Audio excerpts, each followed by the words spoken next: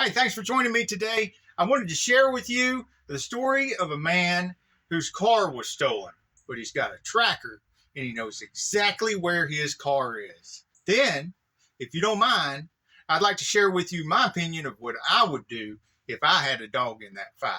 Albert Molina can see his car, but he can't get to it. I can see where it's driving, but I can't do anything about it. It was stolen from this Tesla service center off Westheimer sometime between last Friday night and Saturday morning. He's been able to track its movements ever since thanks to the app. It was actually driving around Houston. Monday, he was able to put a stop to that, remotely disabling the car. It sat here in the parking lot of the Ponte Alba apartments off Bissonnette ever since. The cops actually told me, do not go to the place. What he doesn't understand is why they haven't gone to get it themselves. It's like they're not taking me seriously. ABC 13 visited the complex Saturday, about 7 days after the car was stolen. It still sits in the lot, driver's side window smashed. Yeah, it's so frustrating because I know that Tesla knows it, I know that the cops know it, but what are they doing?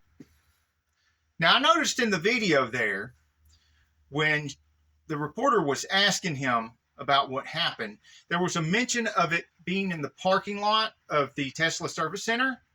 So I've got a couple of different perspectives on this. One is being a shop owner, and another is being a vehicle owner that's had a vehicle stolen before.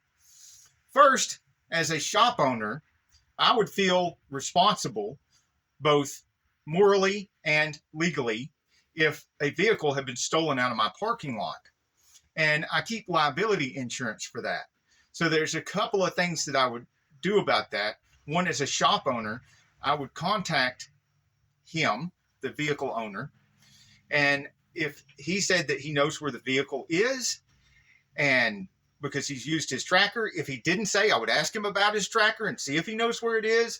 And once I found out where it was, I would take it upon myself to call, as the shop owner, a tow truck company and have them go pick it up and take it either to my shop and fix the window and give it a thorough inspection, or to a shop of the customer's, the man who owns the vehicle, choice, to have the window glass replaced and have it checked out and anything else that needs to be done with it. Of course, I would contact my insurance company, my garage liability insurance, and let them know what's going on.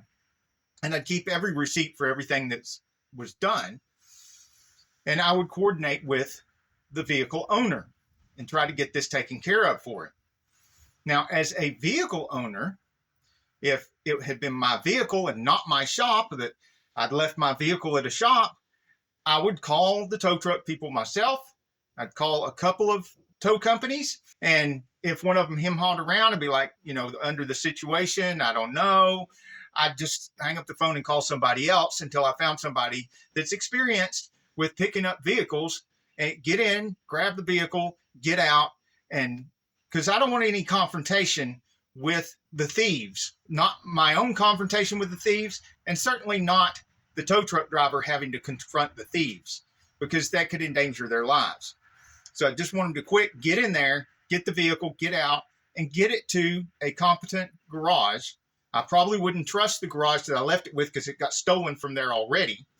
And I would have it sent to another garage maybe in a safer neighborhood that I could get the glass fixed. And if they can't do a really thorough inspection, maybe to a second or third garage that can inspect the vehicle for any other damage that the thieves might have done and get that corrected. I keep every receipt from the tow truck driver to the glass to the inspection to anything that's wrong with it. And I'd contact the garage and I'd want them to put it on their liability insurance and then pay the deductible and have their insurance company compensate me for my losses to whatever happened to the vehicle, so that it wouldn't be on my vehicle insurance.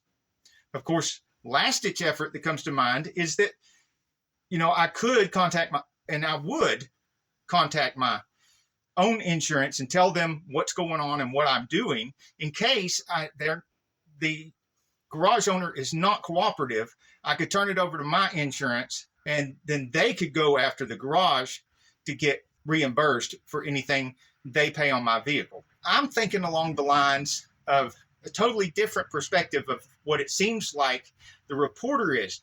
The reporter seems to be like looking for somebody other than the car thief to blame. And please comment below and let me know, because the other suspicious I get from what the reporter lady is, her line of questioning and the things that she says seems like a certain political perspective that I don't feel comfortable saying on YouTube, because I'm still on probation and I've had to go through retraining.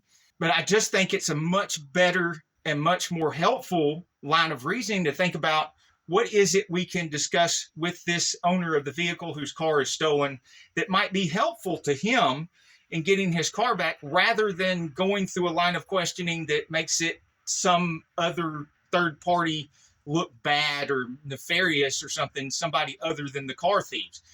To me, it's the car thieves that should be to blame here. To me, it's the car thieves that are the wronging party. What do you think? Comment below. Thank you for watching. Hey, if you like this video, we got a whole lot more. We got tool reviews, we've got repair videos, we've got show car videos, hot rods, mod rods, you name it. If it's got wheels on it and an engine, it's probably on this channel. So subscribe, like, and binge watch Saneauto. Binge watch Saneauto.